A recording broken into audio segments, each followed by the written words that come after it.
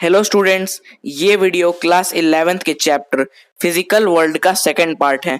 इस वीडियो में हम पढ़ेंगे फिजिक्स, टेक्नोलॉजी एंड सोसाइटी और फंडामेंटल फोर्सेस इन नेचर के बारे में। तो फर्स्टली हम लोग बात करते हैं फिजिक्स, टेक्नोलॉजी एंड सोसाइटी के बारे में।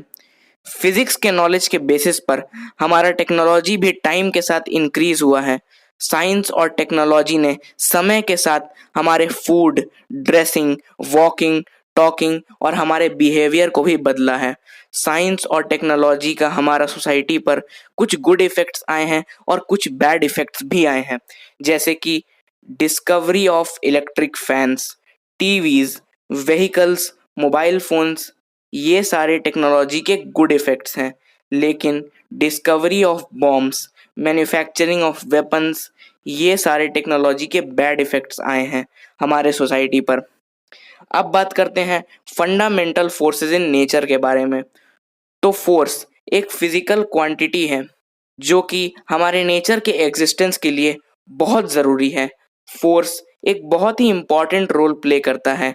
स्मॉल पार्टिकल्स जैसे कि इलेक्ट्रॉन्स, प्रोटॉन्स और न्यूट्रॉन्स, और लार्ज पार्टिकल्स जैसे कि प्लैनेट्स और सैटेलाइट्स के एग्जिस्टेंस में। फोर्स फंडामेंटल स्केल में 4 टाइप्स के होते हैं। पहला होता है ग्रेविटेशनल फोर्स, दूसरा होता है मैग्नेटिक फोर्स, तीसरा होता है स्ट्रॉन्ग न्यूक्लियर फोर्स और चौथा होता है वीक न्यूक्लियर फोर्स। तो सबसे पहले पढ़ते हैं ग्रेविटेशनल फोर्स के बारे में।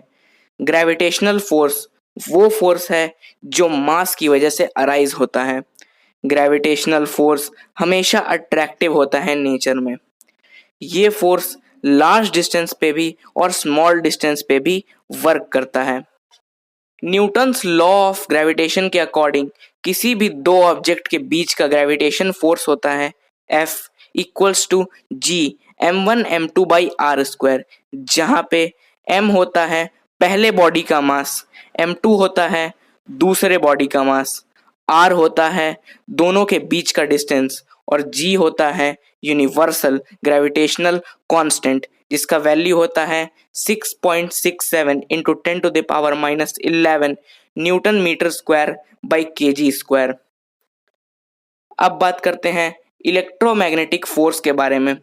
तो इलेक्ट्रोमैग्नेटिक फोर्स वो फोर्स है जो कि चार्ज की वजह से अराइज होता है। इलेक्ट्रोमैग्नेटिक फोर्स अट्रैक्टिव और रिपल्सिव दोनों हो सकता है। ये फोर्स स्मॉल डिस्टेंस पे भी और लार्ज डिस्टेंस पे भी वर्क करता है। अब बात करते हैं स्ट्रॉन्ग न्यूक्लियर फोर्स के बारे में। तो इसका नाम ही बता रहा है कि ये फोर्स न्यूक्लियस के अंदर वर्क करता है। ये फोर्स प्रोटॉन और प्रोटॉन के बीच में, न्यूट्रॉन और न्यूट्रॉन के बीच में और प्रोटॉन और न्यूट्रॉन के बीच में वर्क करता है। लेकिन सिर्फ न्यूक्लियस के अंदर ये फोर्स बहुत ही ज़्यादा छोटे डिस्टेंस 10⁻⁻15 मीटर के अंदर वर्क करता है। स्ट्रॉन्ग न्यूक्लियर फोर्स अट्रैक्टिव और रिपल्सिव दोनों हो सकता है और ये पूरे वर्ल्ड का सबसे स्ट्रॉन्गेस्ट फोर्स है। अब बात करते हैं वीक न्यूक्लियर फोर्स के बारे में। तो वीक न्यूक्लियर फोर्स अराइज होता है न्यूक्लियर प्रोसेस के केस में, जैसे कि radioactivity. Weak nuclear force 10⁻⁻16 metre के बहुत शॉर्ट डिस्टेंस में वर्क करता है, इसीलिए हम इसे शॉर्ट रेंज फोर्स भी कहते हैं। न्यूक्लियर फेनोमेनन के बाहर वीक न्यूक्लियर फोर्स का कोई एप्लीकेशन नहीं होता है। तो ये था फिजिक्स के चैप्टर फिजिकल वर्ल्ड का सेकंड वीडियो। नेक्स्ट वीडियो में हम पढ़ेंगे नेचर ऑफ फिजिकल लॉज के बारे में। अगर आपको अभी भी कोई भी डाउट है तो नीचे कमेंट कीजिए, मैं उसका रिप्लाई ज़रूर दूंगा। Thank you for watching.